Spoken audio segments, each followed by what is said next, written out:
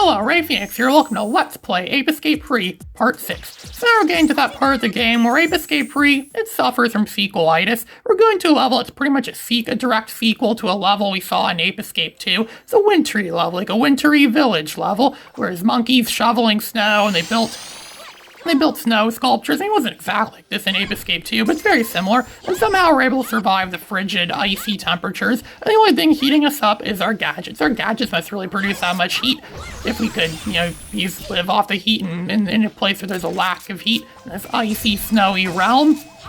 Where monkeys run around, they can hide there, and we face off against the usual complement of enemies. Still the same enemies. This game recycles the same enemies throughout the course of the game. I mean, Stan Birdman a long time ago complained about Bubsy 3D doing that, because he said, Bubsy 3D is a really bad game because it recycles the same enemies over and over again. This game does that too. Does that make this a bad game? Well, this game generally does get a lot of bad reviews from people, which I still don't get why this game gets bad reviews. This is a really good game. Sure, it might not be as memorable or as nostalgic as the first Ape Escape was, but it still is really good. This game definitely is like a really good masterpiece game that no one ever talks about. Some people actually consider it to be possibly is the greatest video game ever that doesn't have the same recognition of games like Super Mario 64 or Zelda or stuff like that.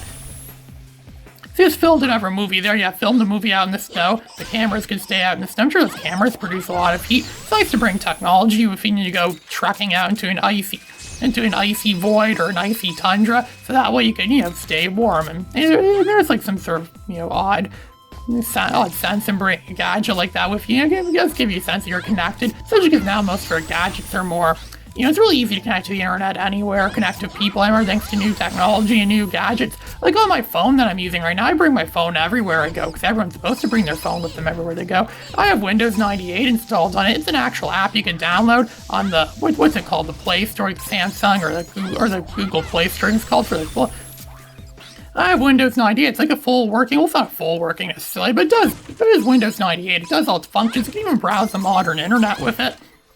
I often use it to play like Windows 98 Solitaire, and Windows 98 like Minesweeper, Windows 98 Spire Solitaire.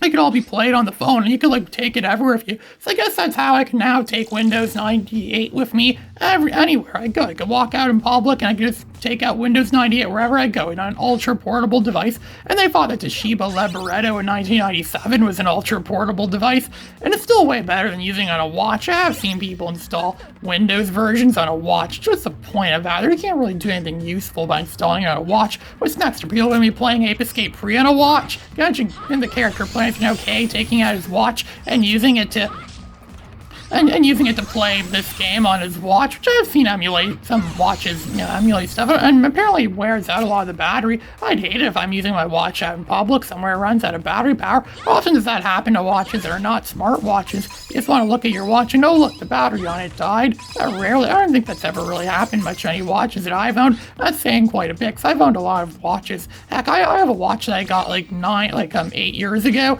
and the battery and it's still working. I just don't wear this watch anymore because the strap on it broke, and I still haven't been able to find a replacement strap for it yet, or a way to fix it yet. But then again, my mom say, don't. It's a cheap watch. It's like a cheap, $20 to $30 watch you could buy at Walmart. So mom doesn't think it's worth fixing it. Which I still like to hold on to, even though I think it still could be fixed. It still works. The whole watch really is just a little like a thing the size of a coin, or maybe like a thick coin or something like that you can put on your wrist. The actual strap itself doesn't have any working parts in it.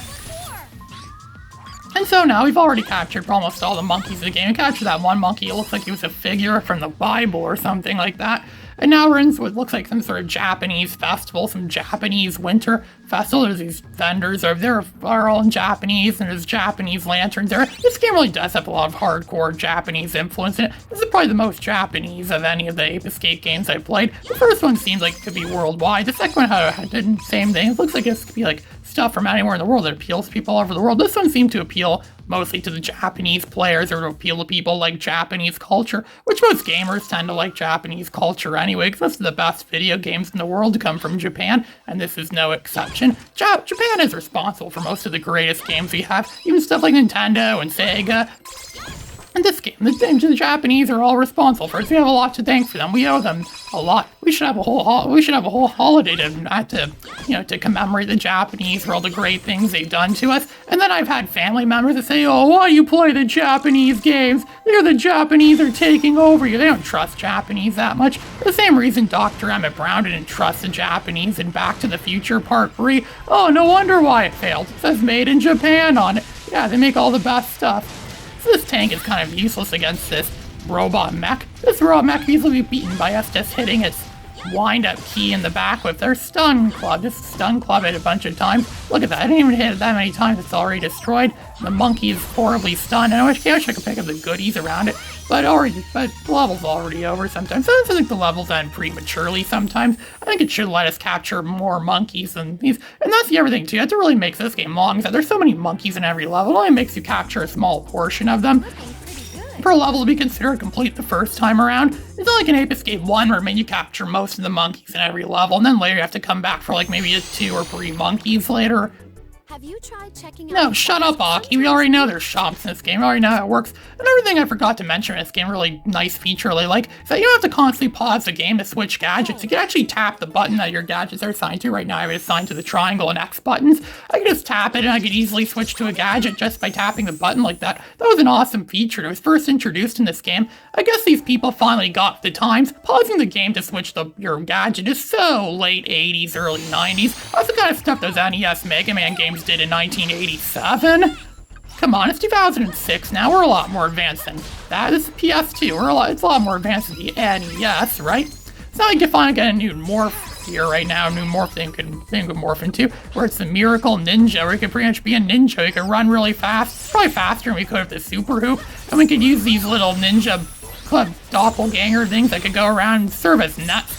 And we could capture monkeys with them. There, we captured 3 monkeys already. So it's actually really fast. This might be out of all the morph ways to kill you capturing monkeys using morph gear. I think this one might have the best net for that. The best thing to use to capture monkeys with, because they could travel far. It's like a projectile weapon, almost kind of like what the like what the net gun we had if the Wild West kid was, only it's a lot better, way better. It's 2 of them. It's more likely to hit at least 1 monkey, and it goes a really good range. These morph things, for the most part, yeah, very well.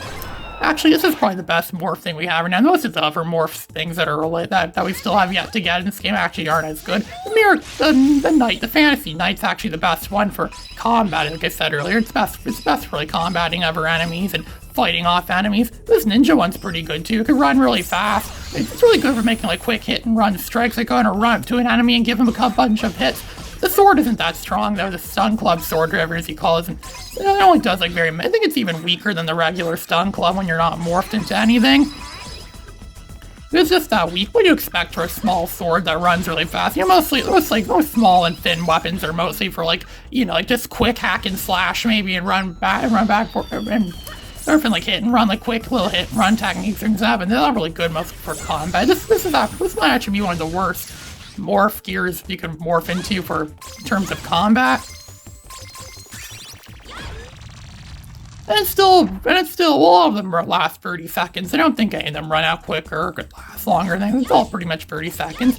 And these enemies are pretty much just as durable as all the other enemies we've seen so far. And they're actually using different enemies. See, I know earlier I said they recycle the same enemies a lot, but that's not always the case. Sometimes they do use the ninja weapon enemies are mostly in this level. I think there's a few other times where we come across the ninja enemies, but these were introduced in this level. I probably wanted to save the new enemies for this level and just keep the generic ones for the snowy level, or whatever it was called.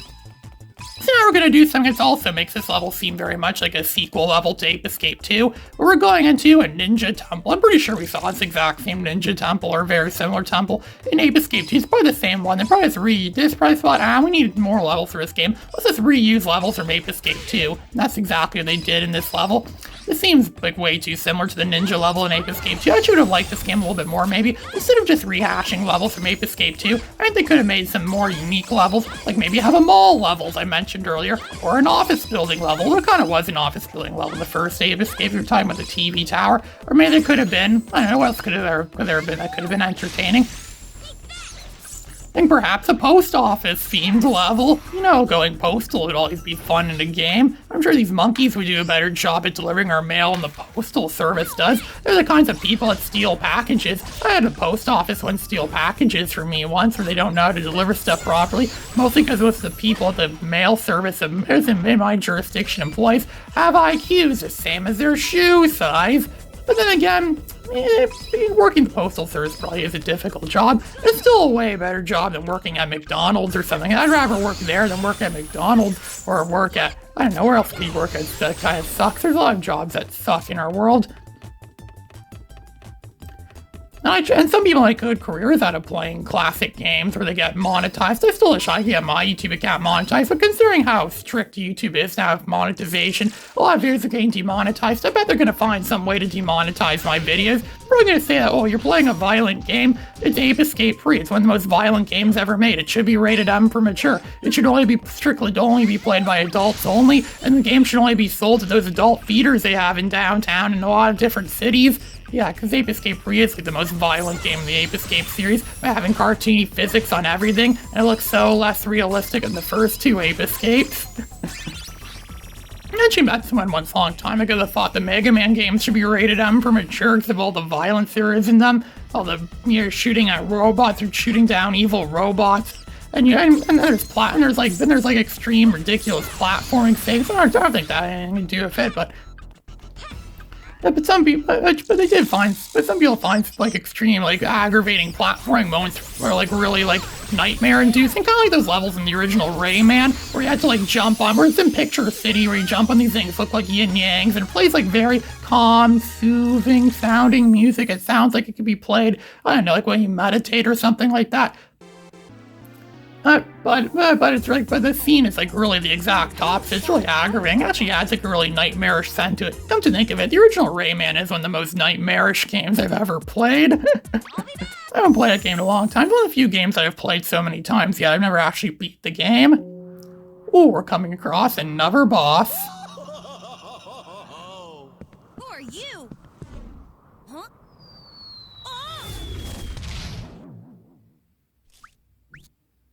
Oh my! What a cute little child you are! You're kidding me! But oh my! Such horrible taste in clothing! Have you looked in the mirror lately? Tisk, silly child. Don't you know the mysterious traditions of Japan? You're showing your true colors, you know. Why, you? Temper. Oh, I'd almost forgot.